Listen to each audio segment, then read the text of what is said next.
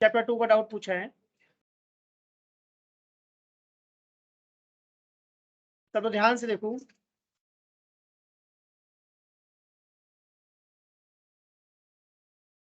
Point A देखो, point B देखो और पॉइंट सी देखो।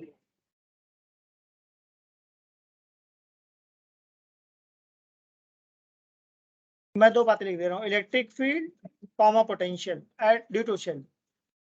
अगर ए की अगर मैं ए पे इलेक्ट्रिक फील्ड निकालना चाह रहा हूँ तो क्या लिखना चाहिए मुझे?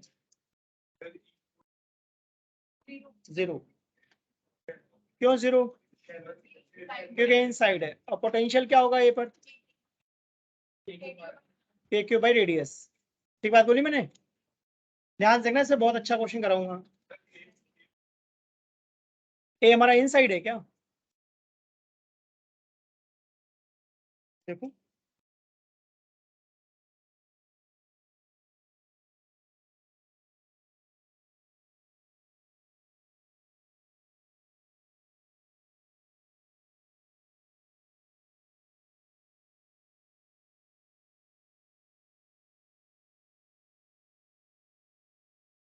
अब केस 2 मैंने क्या लिया? सरफेस लिया है। बी पे इलेक्ट्रिक फील्ड कितनी होगी? के क्यू बाई रेडियस स्क्वायर। और पोटेंशियल कितना होगा? K Q by radius. सही है।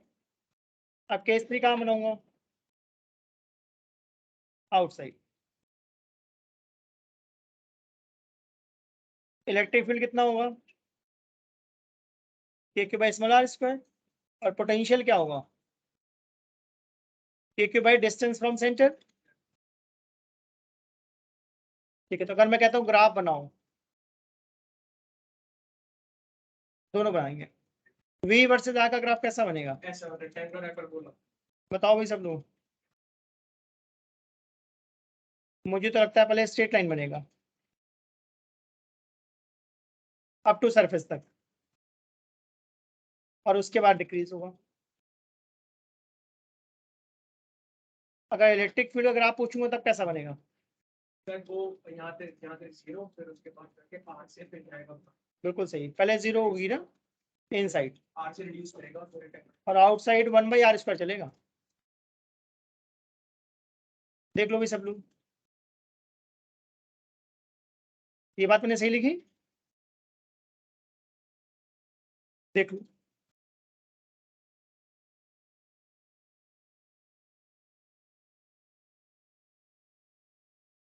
रूल होता है अप टू सरफेस तक पोटेंशियल कांस्टेंट होता है। इसका मतलब V inside is equal to V surface. इसका मतलब एक्स की जरूरत नहीं है। ठीक है, अगर ये क्लियर हो तो आगे बढ़ूं, मैं दूसरा क्वेश्चन बनाऊं। ये सबको क्लियर हुआ? अब देखो एग्जाम में कैसा पूछता है।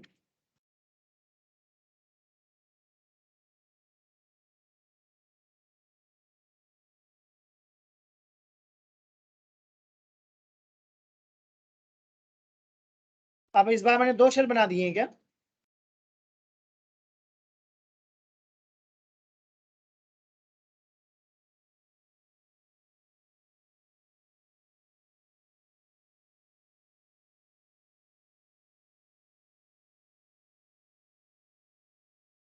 ठीक है, क्या सबको ए पॉइंट दिख रहा है?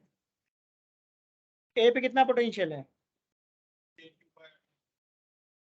बताओ भाई सब लोग। ए पे कितना पोटेंशियल है?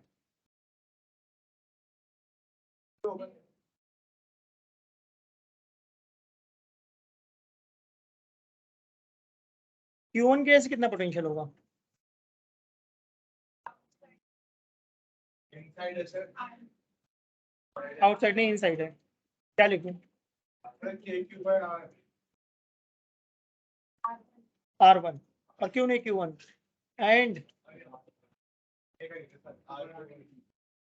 दोनों का होगा पोटेंशियल। Q1 के ऐसे भी होगा, Q2 के ऐसे भी होगा। देख लो भाई, Q1 दिख रहा है तुम्हें? अब Q1 के लिए पॉइंट ए इनसाइड है या आउटसाइड है? तो के क्यू बाई रेडियस। और Q2 के लिए कहां पर है? Q2 के लिए भी इनसाइड है। हम Q2 को देख रहे हैं या A को देख रहे हैं? चार्ज को देख रहे हैं या पॉइंट को देख रहे हैं? पॉइंट को देख रहे हैं। इलेक्ट्रिक फील्ड कितनी होगी A पर?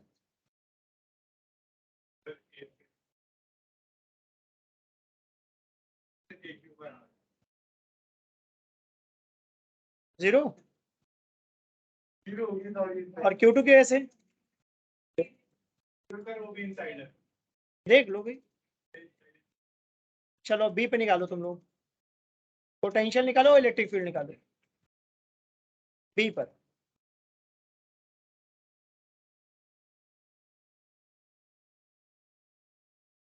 बढ़िया, बिल्कुल सही है। बी हमारा इनसाइड है क्या?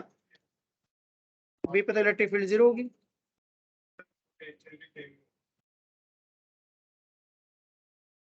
तो इलेक्ट्रिक फील्ड क्या लिखूं? Zero plus zero. और पोटेंशियल क्या लिखूं? मतलब ए के बराबर। बढ़िया, बिल्कुल सही है। आप पॉइंट सी को देखो।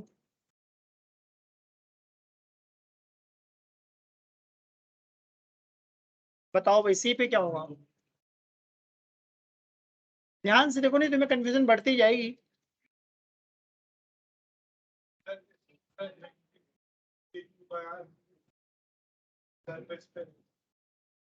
के क्यू वन अपॉन क्या लिखूं?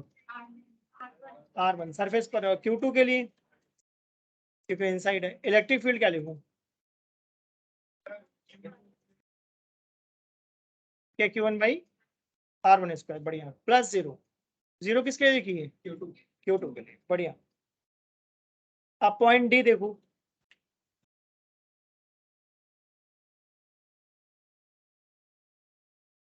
हाँ बेटा।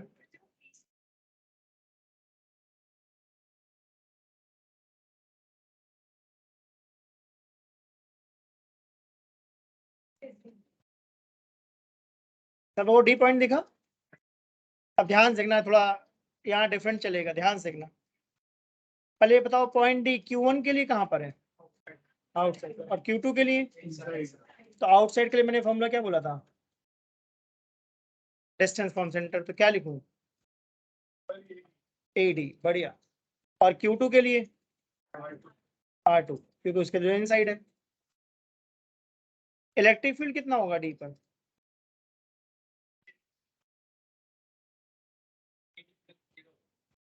AD स्क्वायर नहीं होगा? प्लस। ध्यान से देखो भाई, सारे केस में एक ही लॉजिक से बना रहा हूँ, उस लॉजिक को पहचानो।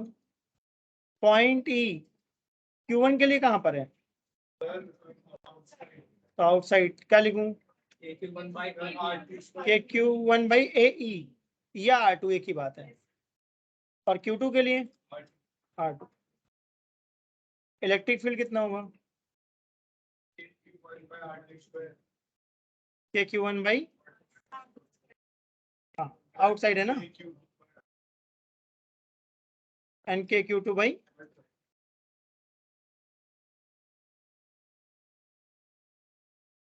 AE को चाहो तो R2 डाल सकते हो, राइट। F पे क्या होगा?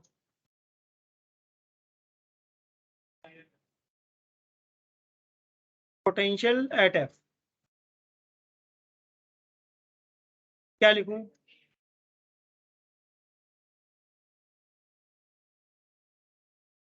सही है। और इलेक्ट्रिक फील्ड?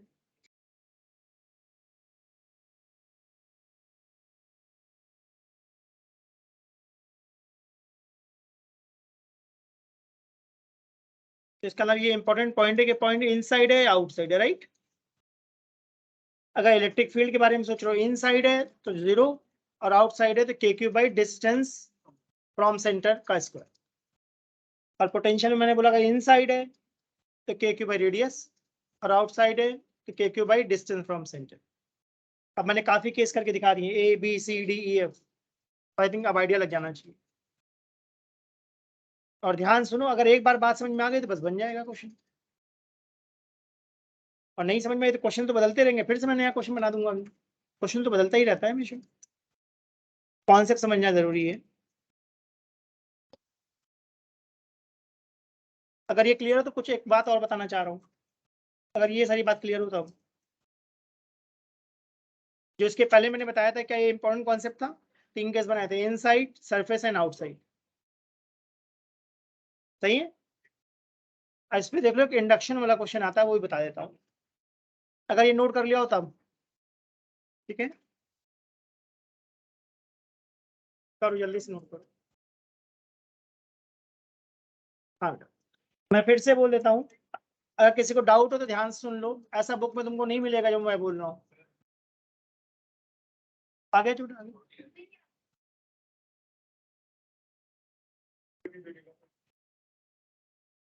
अगर इनसाइड है, सुन लो मेरी बात ध्यान से, अगर पोटेंशियल के बारे में सोच रहे हो और पॉइंट तुम्हारा इनसाइड है, ध्यान देना, मैं चार्ज नहीं देखता, पॉइंट देखता हूँ। अगर पॉइंट तुम्हारा शेल के अंदर है तो तुम्हें हमेशा एक ही बात याद रखनी है, के क्यू बाई रेडियस। अगर सरफेस पर है तब भी के क्यू बाई रेडियस। अगर पॉइंट आउटसाइड द शेल है तब के Q by distance from centre. ठीक है ना? ये बात मैंने किसके लिए बोली है? पोटेंशियल के लिए। पोटेंशियल के लिए, पोटेंशियल के लिए 3 बातें बोली, इनसाइड, सरफेस, आउटसाइड। आउटसाइड मतलब के Q by distance from centre.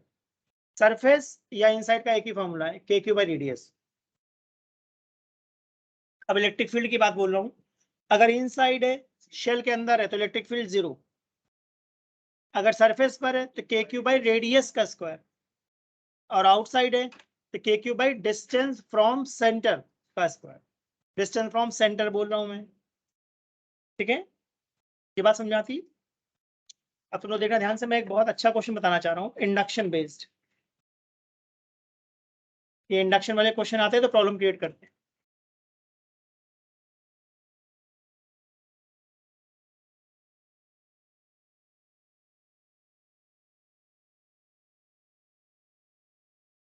ठीक है, ध्यान से देखना। सबको मेटल वाला पार्ट समझ में आ रहा है, मैं किसको मेटल कहना चाह रहा हूँ, और क्या ये कैविटी है? ठीक है, ध्यान देना, मैं समझाना क्या चाह रहा हूँ, मतलब क्या लॉजिक बताना चाह रहा हूँ, और ये एनसीईआरटी की ही प्रॉब्लम है। थोड़ा सा देखना ध्यान से, मैं क्या बताना चाह रहा हूँ। सब सुनना मेरी बात ध्यान से। ठीक है, मैंने कैविटी में चार्ज डाल दिया है, सपोज स्मॉल क्यू। ठीक है ना? अगर मेटल है तो इंडक्शन होगा या नहीं होगा? बताओ भाई। इंडक्शन होता है, मेटल मेटल में हमेशा इंडक्शन होता है, और इसका एक फॉर्मूला है, induce charge equal to minus q. यानी जो भी तुमने कैविटी में चार्ज रखा है उसके equal and opposite charge induced होगा। तो अगर कैविटी में तुमने चार्ज रखा है प्लस क्यू, कैविटी दिख रही सबको ना?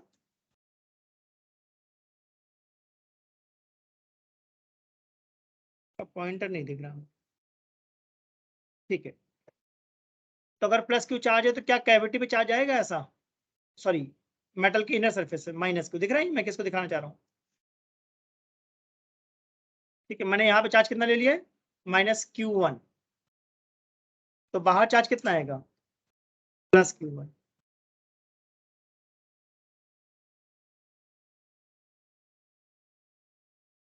अगर इंडक्शन वाली बात पता है तो Q1 की वैल्यू पक्का क्या आनी चाहिए?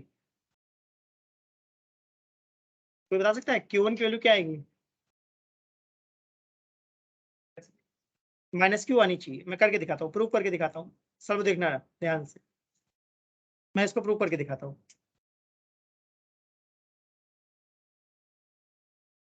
सबको ये ब्लू कलर का दिख रहा है स्फीयर?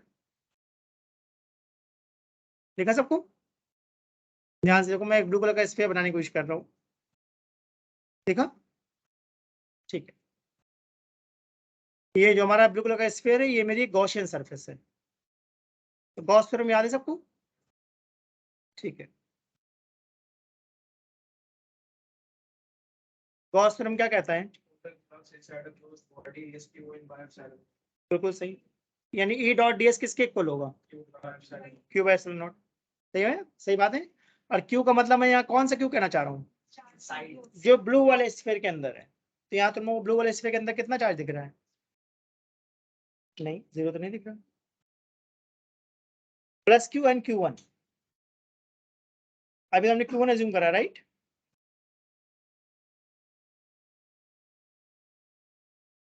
हाँ, Q1 इंड्यूस चार्ज है, ये QI समझ लो, सो QI लिखा है मैंने, इसका पॉइंटर नहीं दिख रहा मुझे, ठीक है। तो क्या मुझे ऐसा लिखना चाहिए, Q प्लस QI। आई का मतलब मैं कौन सा चार्ज करना चाह रहा हूँ, इंड्यूस चार्ज, ठीक है। अब ये बताओ इलेक्ट्रिक फील्ड मेटल में कितनी होती है, 0, बताया है सबने। तो लेफ्ट साइड में वैल्यू क्या आ जाएगी, 0.ds, सही बात है।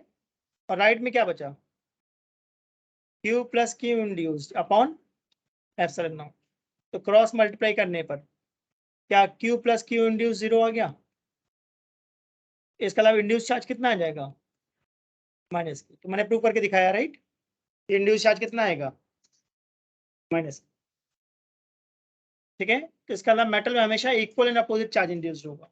अब इससे क्वेश्चन कैसे आएगा, देखो पहले ये बात समझ में आ गई मैंने क्या बताया। एक शेल है और उस शेल में थिकनेस है, मतलब शेल भी दो टाइप की मानते हैं हम लोग, थिन एंड थिक। तो मैं करके दिखाता हूँ, क्वेश्चन देखें।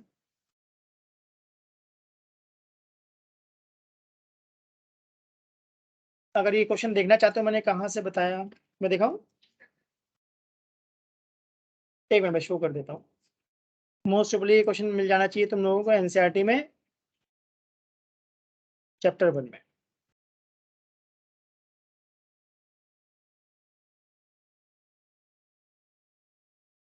मैं चाहता हूँ क्वेश्चन नंबर 28 देखो सब लोग, 28।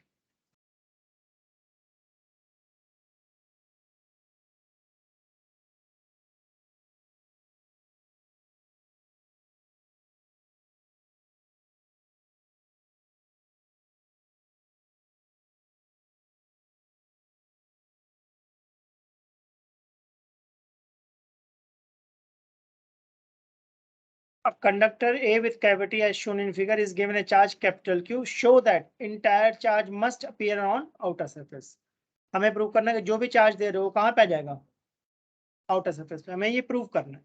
अब कैसे प्रूव करूंगा देखना ध्यान से। तुमने इस फर्स्ट केस में कितना चार्ज दिया था मेटल को, कैपिटल Q, जिसमें से कुछ पार्ट मैंने कहाँ मान लिया है, इनसाइड, बाकी पार्ट कहाँ बचा, आउटसाइड। मेरी बात समझ में आई। कैपिटल Q जो तुमने दिया था मैंने अज्यूम कर लिया कि इनर साइड पे कितना चार्ज है, Q1, तो आउटर साइड पे कितना होगा, Q1 एस Q1।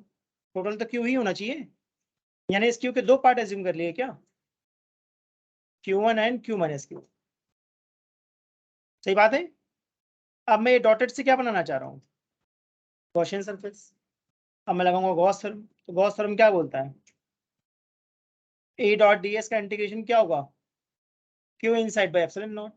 और मेटल के लिए इलेक्ट्रिक फील्ड क्या होगी, यानी Q1 कितना आ गया, 0। इसका मतलब अंदर वाली सरफेस पे कितना चार्ज है, 0, और बाहर वाली पर कैपिटल।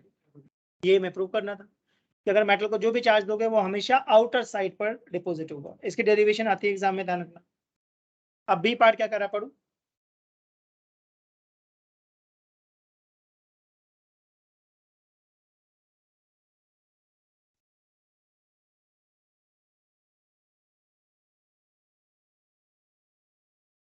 देखने में आसान है बट ये अच्छे क्वेश्चंस हैं।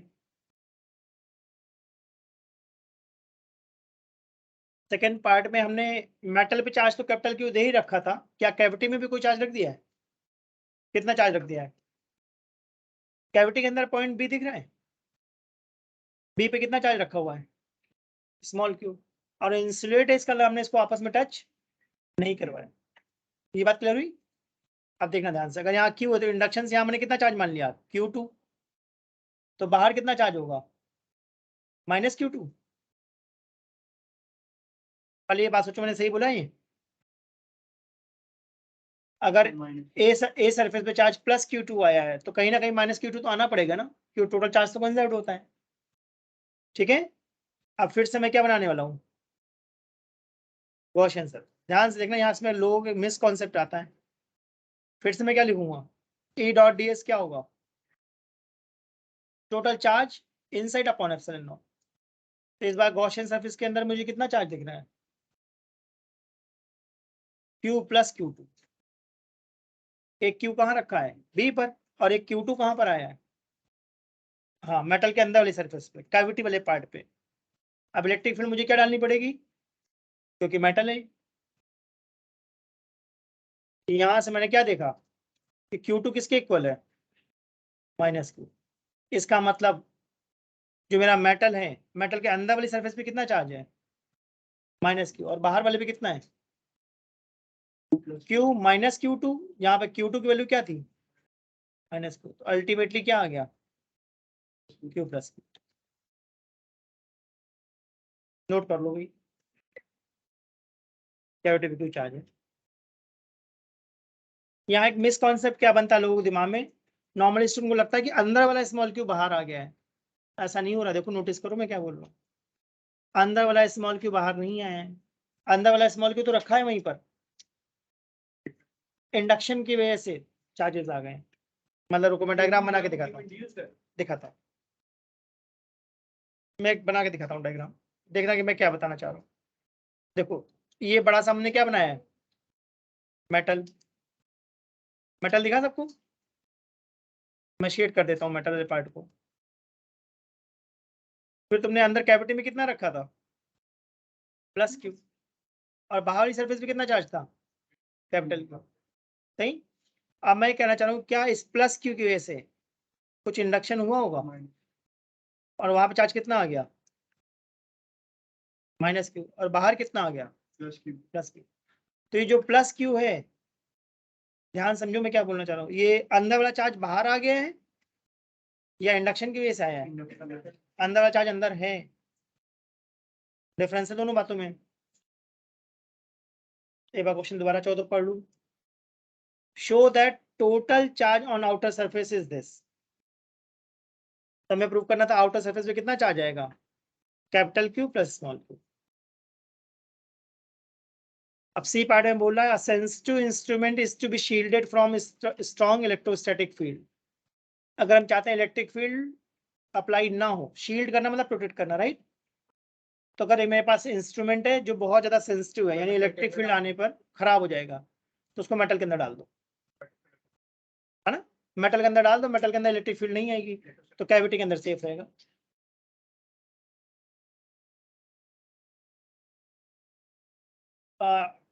इंडक्शन नहीं हुआ है, Q1 हमने अज्यूम करा है कि जो तुमने चार्ज दिया Q, उसका कुछ पार्ट अंदर वाले लेयर पे, कुछ पार्ट बाहर वाले लेयर पे।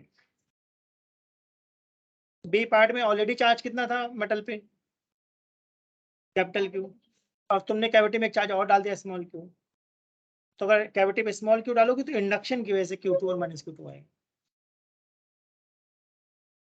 उल्टा भी कर सकते हो, -Q2 भी कर सकते हो, उससे कोई दिक्कत नहीं, तो अपने आप एडजस्ट हो जाता है।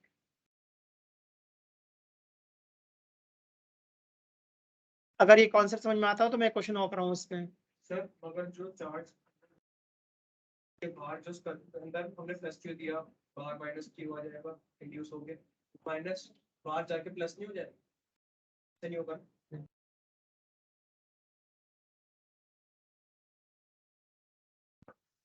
सबने ये नोट करना, स्लाइड में कुछ नोट करना हो तो देख लो, ये नोट करना था शायद।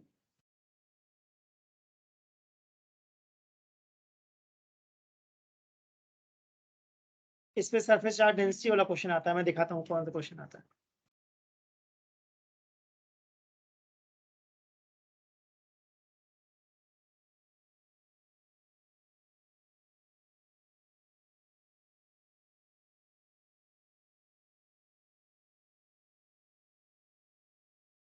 ये नोट हो गया सबका, ठीक है। अब देखो मैं कौन सा क्वेश्चन बताना चाह रहा था,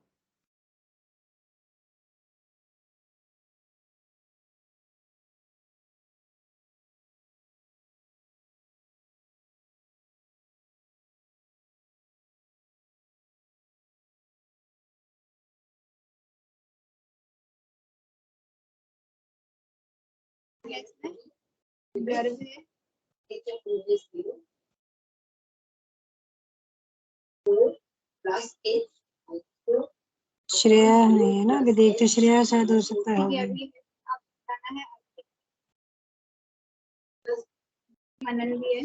वीना मैम प्लीज म्यूट कर लीजिए। वीना मैम आपकी आवाज आ रही है। अभिषेक थी, अभिषेक है ना।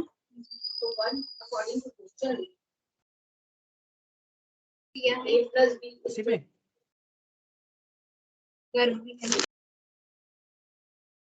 अच्छा अच्छा, जो नीचे डॉट्स आ रहे हैं।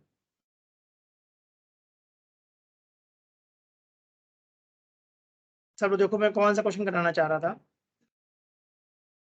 मैं चाहता हूँ क्वेश्चन नंबर 15 देखो सब लोग। क्वेश्चन नंबर 15 चैप्टर 2 का क्वेश्चन नंबर 15।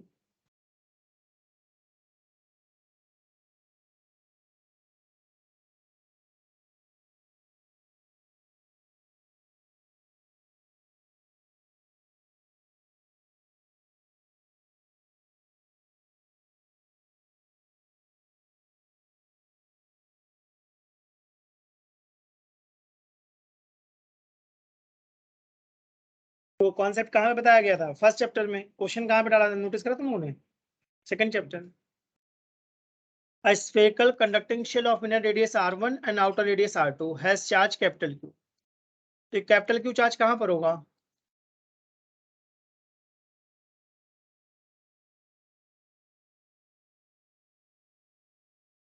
बताओ भाई।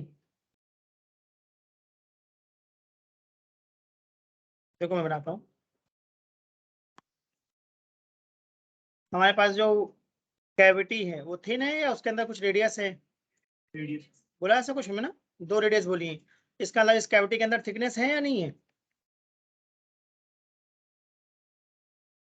जैसे कि फुटबॉल है सपोज ये, तो फुटबॉल में जो लेयर जो हमारा रबर होता है उसके अंदर कुछ थिकनेस होती ही नहीं होती है।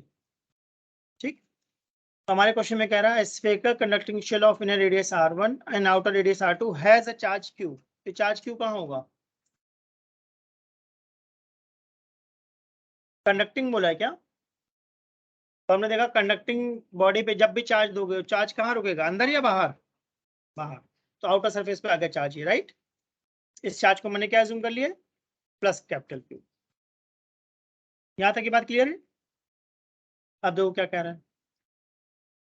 If a charge small q is place at the centre of shell. अब हमने क्या करा, एक चार्ज और प्लेस कर दिया है। कहाँ पर? सेंटर पे। कितना चार्ज रखा है? Small q। तो इंडक्शन से कितना चार्ज आएगा यहाँ? -q।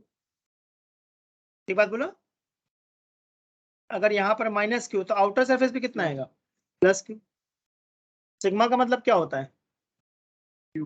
Charge upon area. सही है। तो अगर तुम सिग्मा इनर सरफेस का निकाल रहे हो तो इनर सरफेस पे कितना चार्ज है? -q। और एरिया कितना है? 4πr²। स्फीयर है, ध्यान रखना, सर्कल नहीं है। अगर सिग्मा तुम कहाँ निकाल रहे हो? आउटर सरफेस पे। तो आउटर सरफेस पे कितना चार्ज है? Capital Q plus small q upon 4π। बस आ गया। तो फिजिक्स में कॉन्सेप्ट बढ़िया तो क्वेश्चन तो बहुत आराम से बनते हैं।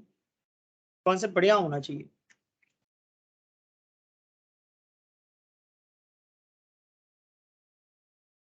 Capital Q plus small q।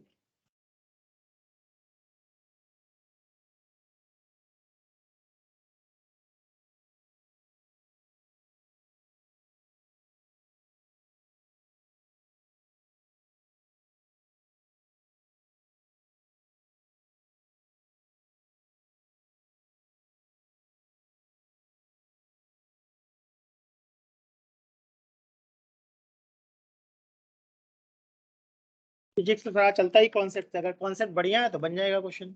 और कॉन्सेप्ट मैं एक ही बार बार बोलता हूँ, पढ़ने से नहीं आता, सॉल्व करने से आता है। अब नॉर्मली स्टूडेंट को ये आइडिया होगा कि 2.15 का लिंक कहाँ मिलेगा। तुम लोगों को कहाँ पता होगा कि इस कॉन्सेप्ट का लिंक तो फर्स्ट चैप्टर में था। समझ में आया?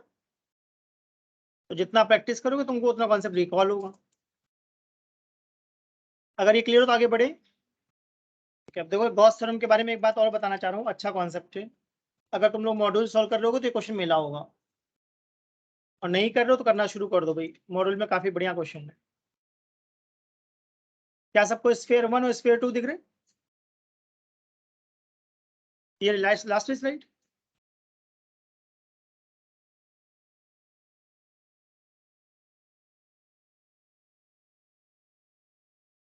ध्यान से ना, सब सुनना मैं क्या बताना चाह रहा हूं।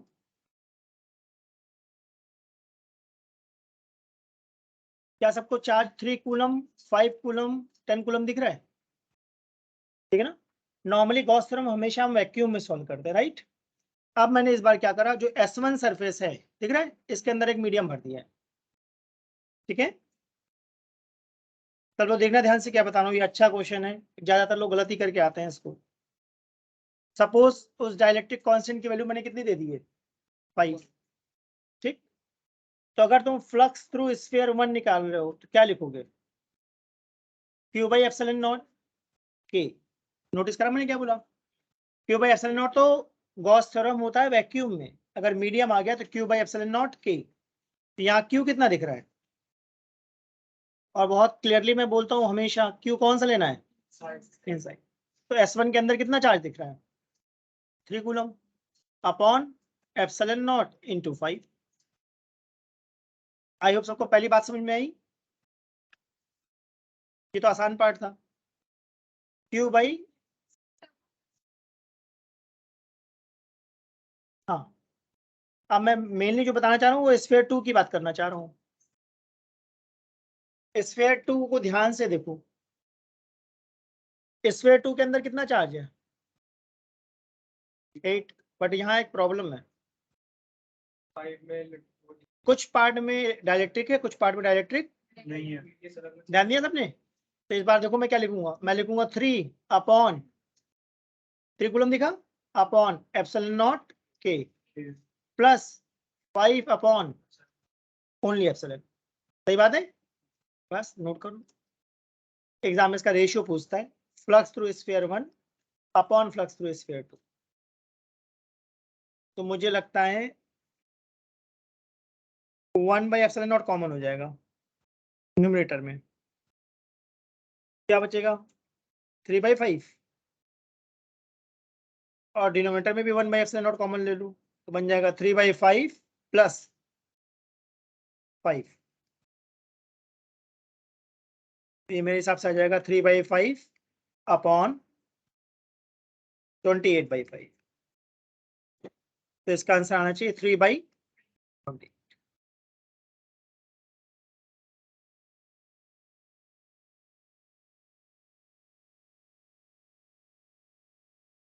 तो अगर कुछ मीडियम फिल कर दे तो ध्यान रखना गॉस थ्योरम में Q by epsilon not K हो जाता है।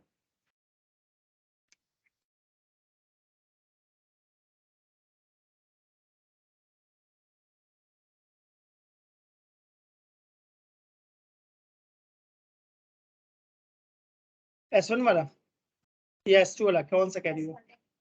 S1 तो फिर नहीं पता कैसे करेंगे, मतलब वो फिल होना चाहिए, फिल होना चाहिए।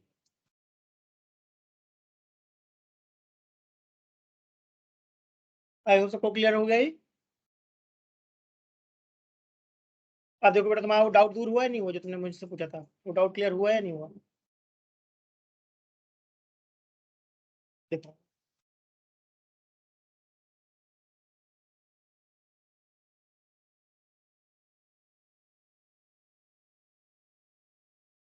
चार्जेस वैसे माइनस आ गया, प्लस यहाँ पे आ गया, तो इंक्रीज होके यहाँ माइनस, यहाँ पे प्लस।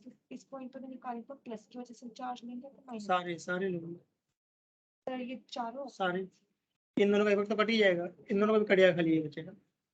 और सर अगर एक ऐसे ही सिर्फ होता तो इस पे सर माइनस की वजह से लेते या क्यों, या प्लस की? कहाँ पर? यहाँ पर सबके ऐसे, सबकी वजह से। मैं तुम लोगों को एक क्वेश्चन शो करता हूँ, एक बार देख लो तुम लोगों को एक क्वेश्चन करवाया है नहीं करवाया मैंने।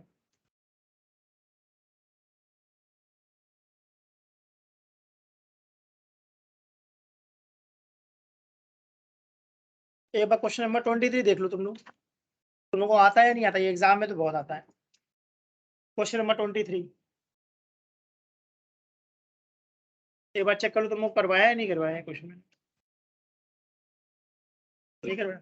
सब लोग रीड करो, मैं इसका आइडिया देता हूँ। अच्छा क्वेश्चन है, काफी है, थोड़ा कॉमन सेंस वाला क्वेश्चन है।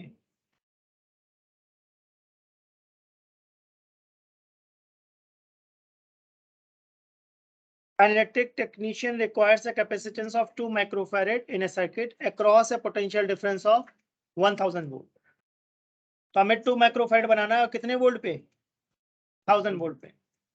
A large number of 1 microfarad capacitors are available to him, each of which can withstand a potential difference of not more than 400 volt. इसका अगर 400 वोल्ट से ज्यादा लगा दिया तो कैपेसिटर सर्वाइव करेगा या खराब हो जाएगा?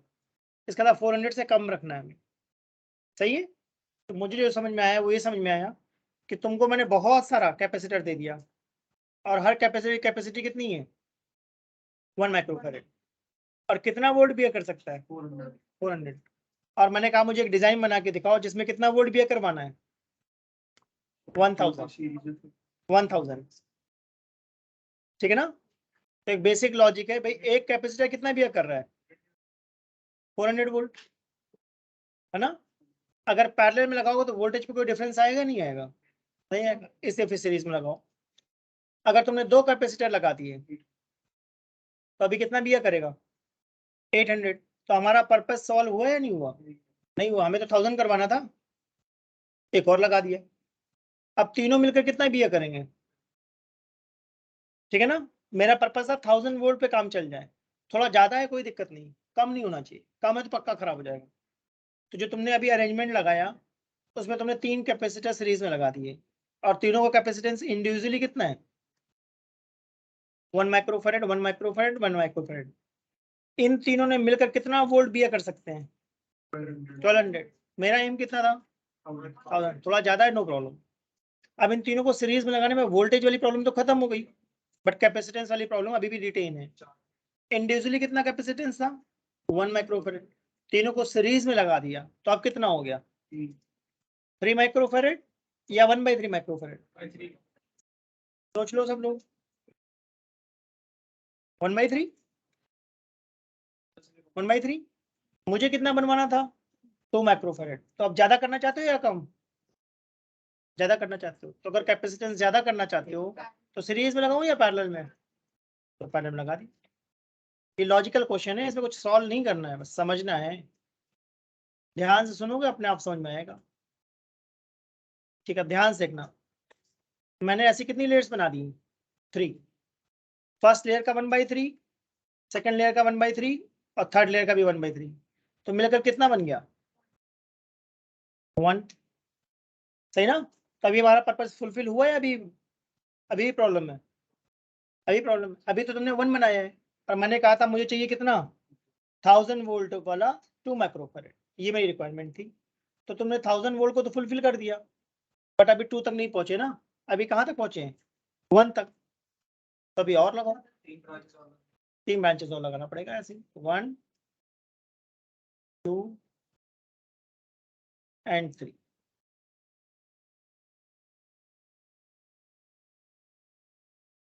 ये काफी अच्छा क्वेश्चन माना जाता है, लॉजिकल है। आई होप सबको समझ में आया। हमेशा ऐसे क्वेश्चन में पहले किसको सेटिस्फाई करना है? वोल्टेज को। जब वोल्टेज सेटिस्फाई हो जाए फिर कैपेसिटेंस को। पहले कैपेसिटेंस को मत करना, फंस जाओगे। पहले वोल्टेज को सेटिस्फाई करते हैं।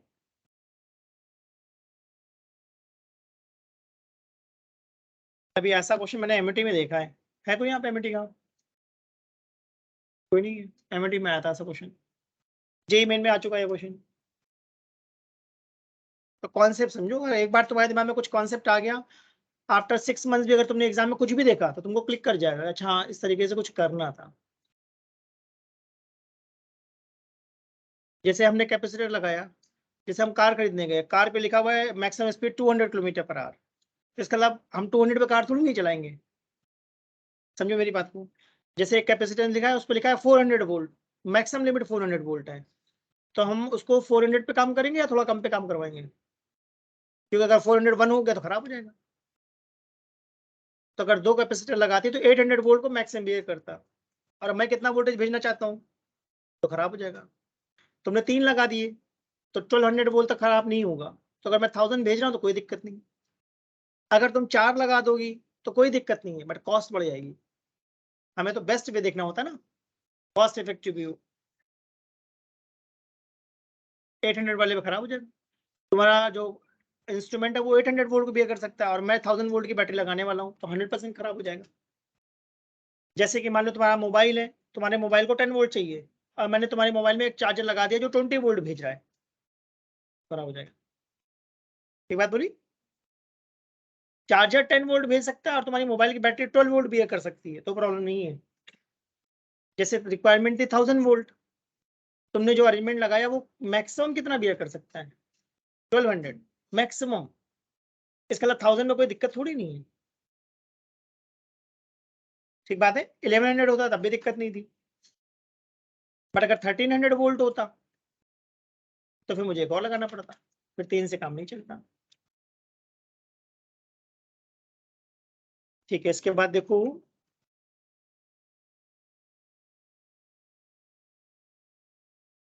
क्वेश्चन नंबर 36 एक बार देख लो। मैंने तुम लोग करवाया है नहीं करवाया?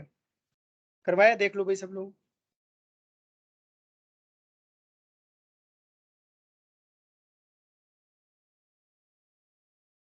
अर्थिंग वाला नहीं होगा है?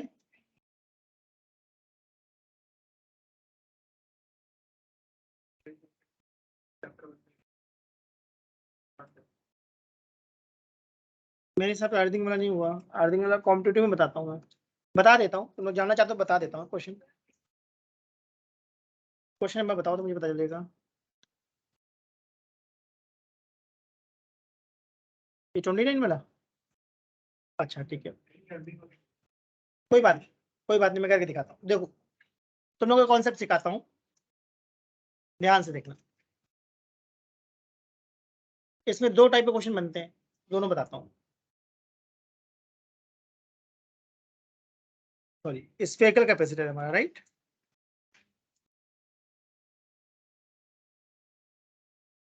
तो उसके लिए पोटेंशियल वाला कॉन्सेप्ट बहुत क्लियर होना चाहिए। ठीक है सब लोग देखना ध्यान से। मैं स्फेरिकल कैपेसिटर की डेरिवेशन करके दिखाता हूँ, आया कहाँ से।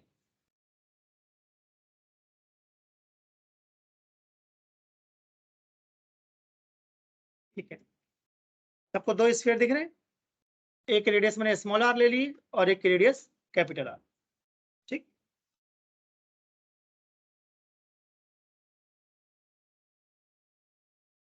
ठीक है, ध्यान से देखना।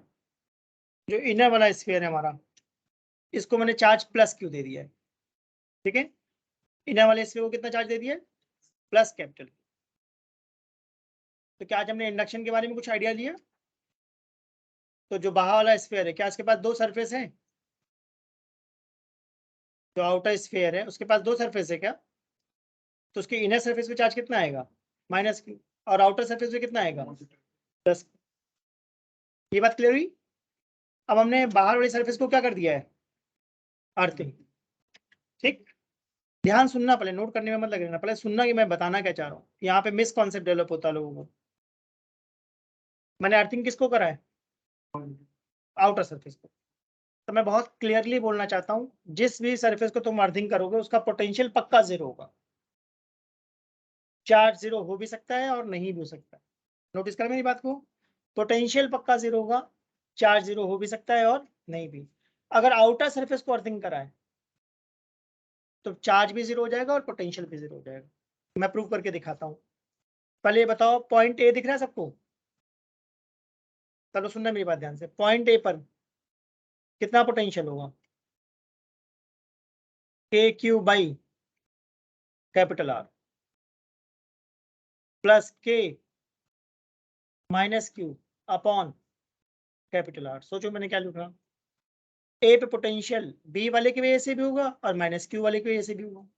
ठीक है, और मैंने बोला था ये जो प्लस क्यू है क्या ये ग्राउंड पे चला जाएगा? तो जहां पे अर्थिंग करोगे उस पॉइंट का पोटेंशियल पक्का क्या हो जाएगा? 0। ये समझ में आता है? बाहर वाला जहां पे अर्थिंग करी, हमने अर्थिंग बाहर करी है अंदर करी है, तो बाहर वाला चार्ज चला जाएगा। अब मैं जानना चाहता हूं जो अंदर वाली शेल है, यहाँ पे कितनी इलेक्ट्रिक फील्ड है? 0। अंदर वाले शेल के इनसाइड फील्ड 0 है। और बाहर वाले शेल के आउटसाइड भी 0 है। इसका मतलब इलेक्ट्रिक फील्ड सिर्फ और सिर्फ कन्फाइंड है दो स्फीयर्स के बीच में। ठीक बात बोली मैंने? देखो ये इलेक्ट्रिक फील्ड दिख रही है, ये मैं ड्रॉ कर रहा हूँ, पॉजिटिव से कहाँ जा रही है? नेगेटिव। जैसे हमने ए का पोटेंशियल निकाला वैसे बी का भी निकाल सकते थे क्या? बी पे कितना पोटेंशियल होगा?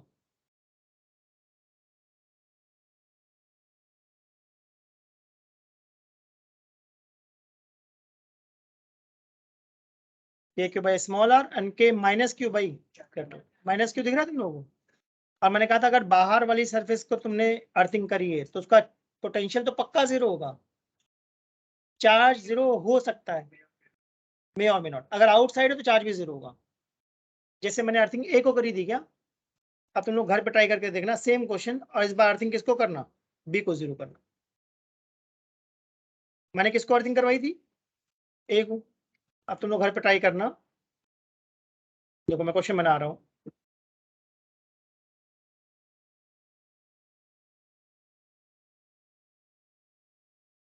तुम्हें तब डिफरेंस समझ में आएगा कि मैं क्या बोलना चाह रहा हूँ।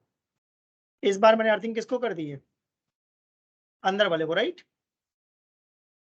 पिछली बार अंदर वाले का नाम बी दिया था, तो इस बार भी बी कह देता हूँ।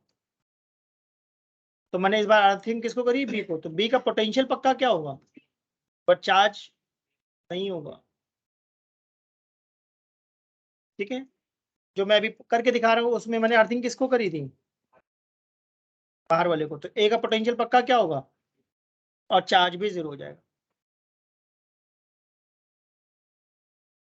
करके देखना, अर्थिंग पोटेंशियल 0 डाल के देखना क्या आता है।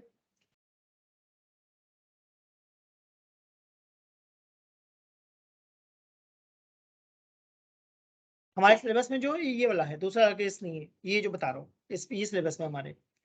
अब ध्यान से देखो, अगर मैं इसको सब्ट्रैक्ट करता हूँ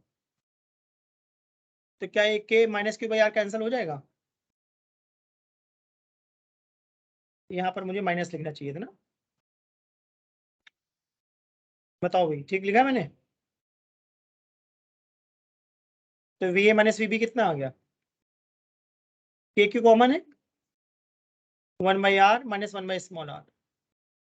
इस V A minus V B को मैंने वी कह दिया, पोटेंशियल डिफरेंस। के का मतलब क्या होता है? 1/4 पाई एप्सिलॉन नॉट। क्यू को हम लोग क्या लिखते हैं? सी वी। एलसीएम ले लूँ, और यहाँ पोटेंशियल किसका ज्यादा होगा? ए का ज्यादा होगा या बी का होगा? मुझे लगता है बी का ज्यादा होगा, क्योंकि इलेक्ट्रिक फील्ड बी से जा रही है क्या? बताओ भी, है ना? तो थोड़ा सा मुझे इसमें करेक्शन करना पड़ेगा। देखना ध्यान से क्या करेक्शन करना पड़ेगा। लेफ्ट में मैंने माइनस कॉमन ले लिया है, और राइट में भी मैंने माइनस कॉमन ले लिया है। ऐसा मैंने क्यों करा? क्योंकि डायग्राम में इलेक्ट्रिक फील्ड कहाँ से कहाँ जा रही है? बी से। तो इसका मतलब पक्का पोटेंशियल किसका ज्यादा होगा? ठीक है, V B minus V A को मैंने क्या कह दिया है? वी। के का मतलब क्या है? 1/4 पाई एप्सिलॉन नॉट। क्यू को हम लोग क्या लिखते हैं? सी वी।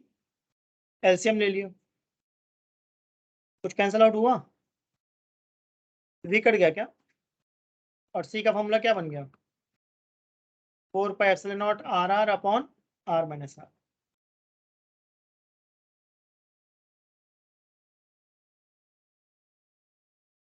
तो ये फॉर्मूला कब बनेगा? जब तुमने अर्थिंग कहाँ करी है? बाहर वाले पे, बाहर वाले पे। अगर अंदर वाले पे करोगे तो देखना फॉर्मूला क्या बनेगा, मैं बना देता हूँ। नोटिस करना क्या डिफरेंस है फॉर्मूले में। अगर अर्थिंग तुमने अंदर वाले पे करी है तो सी हो जाएगा 4 pi epsilon naught capital R upon r minus r. Same formula है, बदल गया थोड़ा सा? क्या बदला?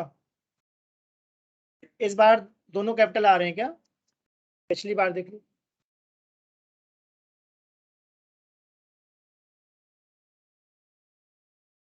आउटसाइड, आउटसाइड, आउटर साइड जहां अर्थिंग करोगे, आउटर साइड।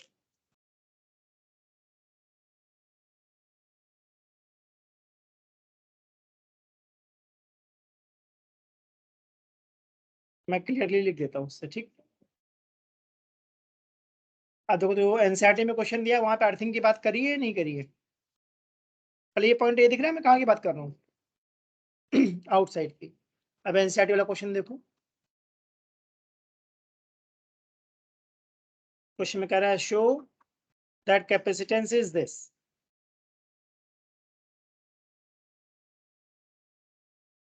तो यहाँ पे कुछ अर्थिंग की बात करी नहीं करी है? ये ध्यान रखना है, जो तुम्हारे एनसीईआरटी में दिया हुआ है उसमें बाय डिफॉल्ट अर्थिंग कहाँ लेके चल रहा है? बाहर। कैसे मालूम बाहर है? क्योंकि बाहर कोई चार्ज नहीं। नोटिस करा डायग्राम को? इन्होंने अंदर चार्ज कितना लिया? -q। बाहर यहाँ पे ए, जैसे मान लो पॉइंट 1, 2 और 3 दिख रहा है, तो 1 और 2 पे चार्ज है या नहीं है 3 पे चार्ज नहीं, तो अर्थिंग कर दी, इसका मतलब पक्का पोटेंशियल 0 होगा। और मैंने कहा अगर आउटसाइड अर्थिंग करते हो तो उसका चार्ज भी 0 हो जाता है, ठीक है। 1 और 2 पे 0 नहीं होगा, 3 पर होगा। 3 पे पक्का पोटेंशियल 0 होगा। अगर वो आउटर मोस्ट पॉइंट है तो चार्ज भी पक्का 0। इसका मतलब इलेक्ट्रिक फील्ड कहाँ पे होगी? Between two spheres, between two shells.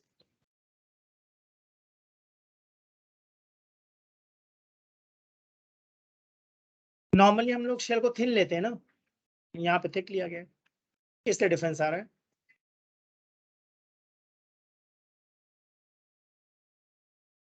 Surface पे चलो देख लो भाई, डेरिवेशन है सेंसिटिव ना, इसीलिए मैं कहता हूँ क्वेश्चन सॉल्व करें और जब डाउट आए तो डाउट पूछो मुझसे। डाउट पूछोगे तो मैं बहुत सारी चीजें और भी बताऊंगा ना। ये ना जो मैंने सेकंड फॉर्मूला लिखा ना, ये तुम्हारे सीबीएसई में काम का नहीं है, ये कॉम्पिटिटिव में काम आता है। सीबीएसई में पहला वाला फॉर्मूला काम आता है। मतलब लोगों के दिमाग में मिस कॉन्सेप्ट बन जाता है कि अर्थिंग का मतलब चार्ज 0, इसलिए मैंने ये वाला बात बता दिया। अर्थिंग का मतलब मैंने क्या बोला है? पोटेंशियल पक्का 0 होगा, चार्ज में और में नॉट भी 0। ये डिपेंड करता है कि तुमने अर्थिंग करी कहाँ। आउटर मोस्ट पे करोगे तो चार्ज 0, अगर अंदर करोगे तो चार्ज 0 नहीं।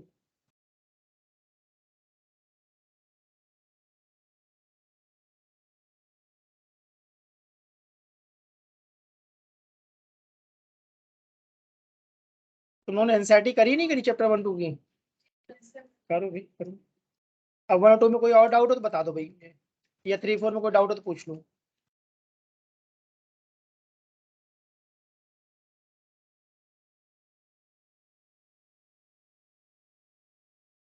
अगर अभी डाउट हो तो अभी पूछ लो, अदरवाइज फिर कुछ दिन बाद फिर से डाउट क्लास लगा लेना, फिर से पूछ लेना। देख लो, अगर अभी डाउट हो तभी पूछ सकते हो। है किसी को डाउट? 2.20 पढ़ो पढ़ो, हाँ क्वेश्चन पढ़ो।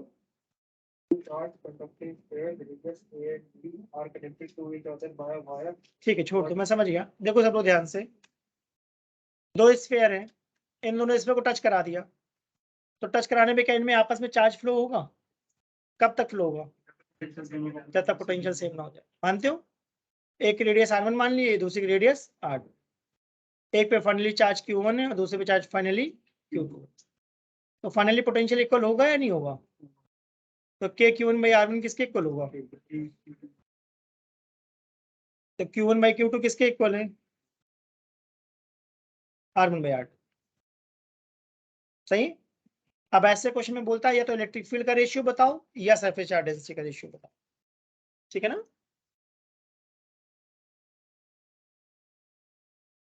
ठीक है, इलेक्ट्रिक फील्ड का देखो रेशियो कैसे निकालेंगे, देखना सब लोग ध्यान से। क्या मैं ऐसा बोलूंगा इलेक्ट्रिक फील्ड होगी k q1 by r1 square first sphere की, सेकंड के लिए क्या बोलूंगा? k q2 by r2। Divide कर दो दोनों को, k गया तो क्या ऐसा बन गया q1 by q2 into r2 by r1 whole square. और q1 बाई q2 को मैं क्या पुट करने वाला हूँ? r1 by r2। ऐसा क्वेश्चन मुझे लगता है मैंने पहले करवाया हुआ है, टेस्ट में डाला था, मुझे लगता है मैंने क्लास में ही करवाया है। मतलब अच्छा कॉन्सेप्ट है। तो E1 बाई E2 किसके इक्वल आ गया, R2 बाई, क्या इसको सिग्मा 1 बाई सिग्मा 2 भी कह सकता हूँ। इसका मतलब हमने देखा इलेक्ट्रिक फील्ड और R में कैसा रिलेशन है, इनवर्स। तो जहां फ्लैट सरफेस होगी वहां पर इलेक्ट्रिक फील्ड कम होगी या ज्यादा होगी। अच्छा ये सोचो, जहां शार्प पॉइंट दिखाई पड़ा, शार्प पॉइंट पर रेडियस कम होगी तो इलेक्ट्रिक फील्ड, और फ्लैट पॉइंट पर रेडियस इनफिनिट होती है, मतलब बहुत ज्यादा, तो इलेक्ट्रिक फील्ड बहुत। तो जो शार्प पॉइंट्स होते हैं वहां पर प्रोबेबिलिटी होती है कि चार्ज को लीक कर देगा, जिसको मैंने बोला था कोरोना डिस्चार्ज कहते हैं, याद आया। ठीक है, तो आज यहाँ तक कर लेते हैं। अगर डाउट रह गए तो चाहो तो अगली क्लास डाउट क्लास लगा लो या कुछ क्लास के बाद लगा सकते हैं। ठीक है, तो फिर अभी तुम लोग 3 और 4 के डाउट कलेक्ट करो, अभी 1 और 2 के थोड़े से मैंने आज बताए। अगर फिर भी कोई डाउट रहेगा तो उसको मार्क कर लो, जिस भी दिन डाउट क्लास लगाऊं मुझसे पूछ लेना कि ये सारे डाउट बता दो एक साथ। ठीक है, ये सारे डाउट की फोटो खींच के PDF बना के भेज दो, मैं उस PDF पे सॉल्व कर दूंगा। मान लो तुम्हारे पास ज्यादा डाउट है, 5-10 डाउट है ना, उन सबकी फोटो क्लिक करो, PDF बना के ग्रुप में डाल दो, करा दूंगा। और मॉड्यूल को अच्छे से सॉल्व करो भाई, मॉड्यूल से बहुत फायदा मिलेगा। तुम लोग मॉड्यूल सॉल्व कर रहे हो नहीं कर रहे हो, करो, काफी अच्छे मॉड्यूल है।